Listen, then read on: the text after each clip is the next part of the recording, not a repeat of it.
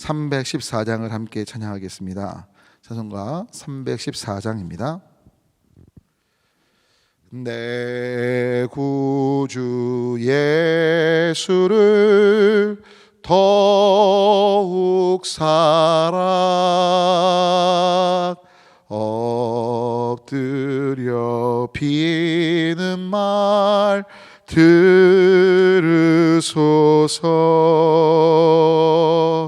내 진정 소원이 내 구주 예수를 더욱 사랑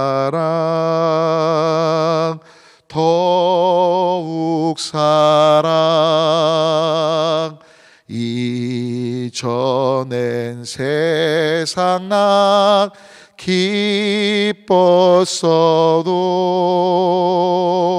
지금 내 기쁨은 오직 예수. 다만 내 비는 말 내 구주 예수를 더욱 사랑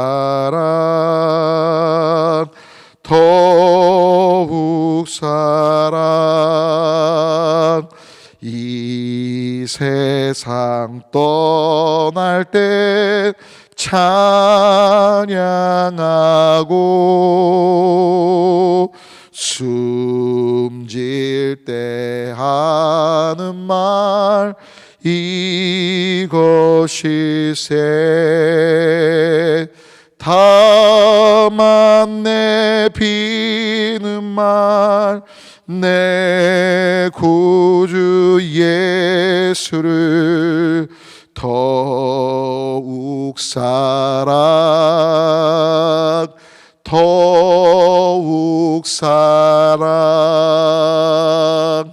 아멘.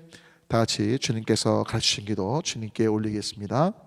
하늘에 계신 우리 아버지여, 이름이 거룩히 여김을 받으시오며 나라가 임하시오며 뜻이 하늘에서 이루어진 것 같이 땅에서도 이루어지이다.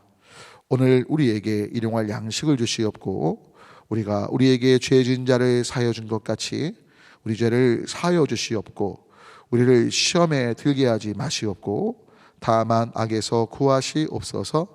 나라와 권세와 영광이 아버지께 영원히 있사옵나이다. 아멘.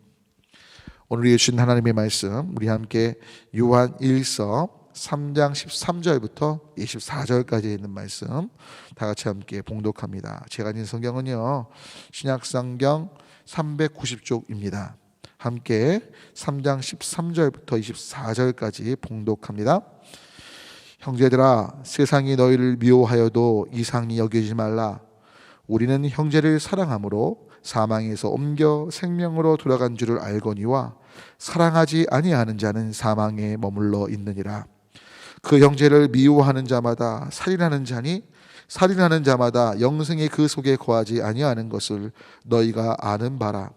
그가 우리를 위하여 목숨을 버리셨으니 우리가 이로써 사랑을 알고 우리도 형제들을 위하여 목숨을 버리는 것이 마땅하니라. 누가 이 세상의 재물을 가지고 형제의 궁핍함을 보고도 도와줄 마음을 닫으면 하나님의 사랑이 어찌 그 속에 거하겠느냐. 자녀들아, 우리가 말과 혀로만 사랑하지 말고 행함과 진실함으로 하자.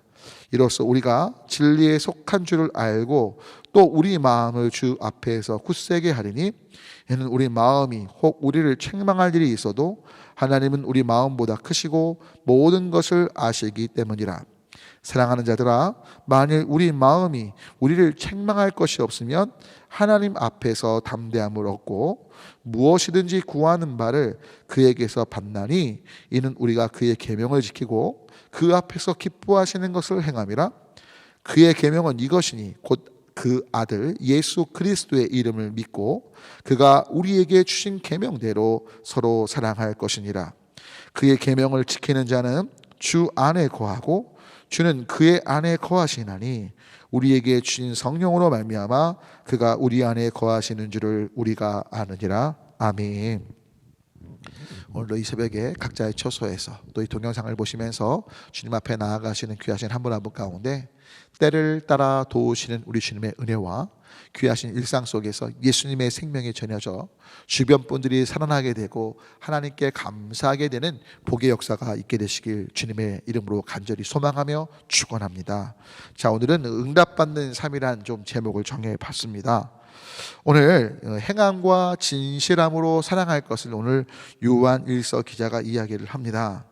형제를 미워하는 자는 살인하는 자요, 형제를 미워할 때 예수님의 생명이 그 안에 없다라고 거의 단정을 짓습니다. 특별히 이렇게 요한 1서 기자가 말하는 이유는 바로 예수님께서 우리를 위해 생명을 주심으로 우리가 살아나게 되었기에 우리 또한 형제를 위해서 목숨을 버리는 것이 마땅하다라고 말하고 있는 것입니다. 그런 가운데 17절을 보면 우리가 재물이 있는데 형제의 궁핍함을 보고도 그 형제의 궁핍함을 도와주지 않고 마음을 닫고 있다면 어떻게 우리가 하나님의 사랑이 있는 자라고 말할 수 있겠냐라고 이야기하죠. 그러면서 행함과 진실함으로 보여지기 위한 삶이 아니라, 사랑이 아니라 진짜 삶 속에서 행동으로 사랑의 삶을 살 것을 말씀하고 있는 걸 봐요. 실은 우리 교회는 그런 분이 안 계셔서 참 감사한데, 전에 아버님 목회하시던 교회에 좀 그런 분이 계셨어요. 절대 우리 교회는 안 계시리라 좀 믿습니다. 근데 참 재밌는 건 교회 중직이셨는데 교회 책임자셨어요. 책임자셨는데 부서에서 교회 재정을 갖고 부서원들 막 음식을 사주고 막 도와줍니다. 그런데 중요한 게 뭐냐면 교회에서 하는 거잖아요. 여러분 실은 저도 마찬가지고 또 제가 사역자들이나 또 그걸 반드시 좀 그렇게 할 것을 말씀을 드려요. 그러니까 여러분 교회 재정에서 나에게 사례로 지급된 거에서 하는 거는 괜찮아요, 말을 안 해도. 하지만 교회에서 여러 가지 예산상 항목이 정해져서 나의 재정이 아니고, 그래서 중요한 건 그 교회 이름으로 그 모든 것들을 해야 되는데 이분은 참 특이하게도 다 자기가 하는 걸로 해요. 그래서 야, 오늘 밥 사줄게. 근데 알고 보면 본인이 사는 게 아니에요. 오늘 어디 도와주자. 본인이 도와주는 게 아니에요. 가서 공치사를 다 자기가 들어요.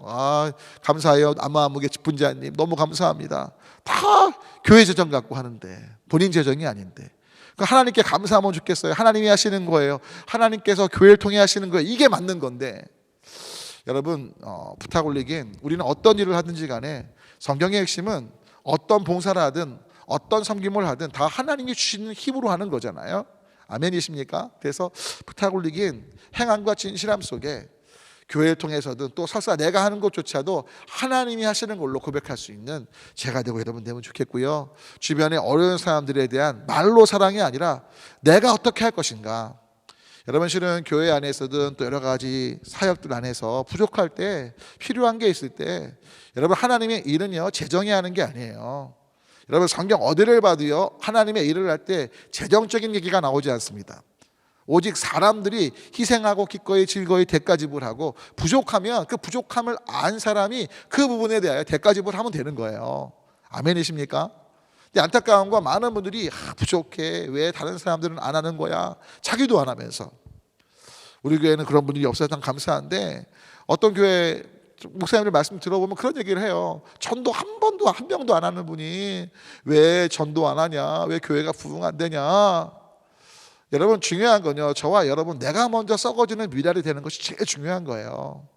늘 말씀 올리잖아요. 여러분 필리핀 신학교 이야기 기억하시죠? 총장님 이야기. 여러분 뭐든지 하나님 나라와 신학교, 우리 삶의 철칙은 문제로 본 사람이 비난과 정죄가 아니라 한 지체기에 그 몸에 부족한 걸 내가 어떻게 채울지가 우리의 초점이 되어야 할 줄 믿습니다.